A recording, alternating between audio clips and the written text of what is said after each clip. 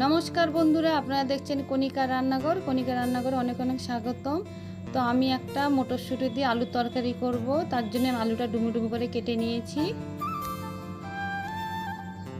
আর এখানে কিছুটা মটরশুঁটি নিয়েছি। আর কড়াইটা গরম হয়ে গেছে, কড়াইতে তেল দিয়ে দিলাম।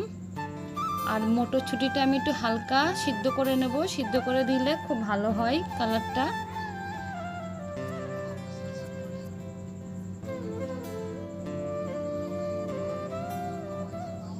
তো আমার তেলটা গরম হয়ে গেছে, আমি দুটো শুকনো লঙ্কা আর একটু পাঁচফোড়ন দেব তেলে। একটুখানি হিং দেব, হিং দিলে তরকারিটা খুব সুন্দর হয়, আলু মটরের তরকারি। তো ফোড়নটা হয়ে গেছে, এবার আমি আলুটা দিয়ে দিলাম। আলুটা দিয়ে একটু মশলার সঙ্গে একটু নেড়ে নিলাম ফোড়নের সঙ্গে। হিং দিলে খুব সুন্দর একটা গন্ধ আসে তরকারিতে। তো সামান্য একটু হলুদ গুঁড়ো দিয়ে দেবো এবার। তা হলুদ গুঁড়ো, আবার হলুদটা আলুর সঙ্গে ভালো করে মিশিয়ে নেব।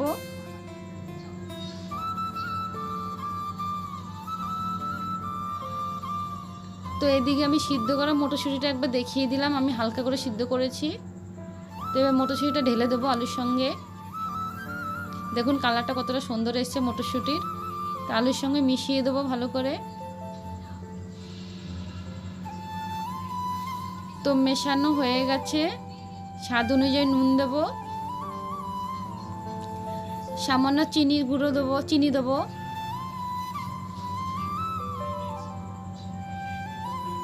তো ভালো করে আলু মটর সঙ্গে মিশিয়ে নেব, সামান্য একটু জিরের গুঁড়ো।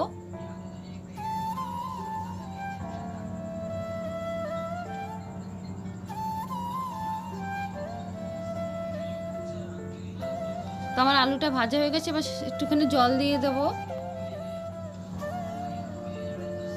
তো আলুটা একটু সিদ্ধ হতে দেবো আমি, এবার তরকারিটা ফুটতে দেবো।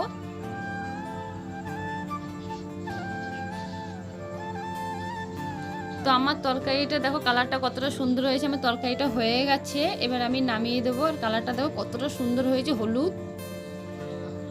তো আমার আলু মটরের রেসিপিটা কেমন হয়েছে অবশ্যই তোমরা কমেন্টে জানাবে। আর আমার ভিডিওটা ভালো লাগলে লাইক শেয়ার কমেন্ট করবে। আবার নেক্সট কোনো ভিডিও নিয়ে আসবো। আজকের মতন নমস্কার, বাই বাই।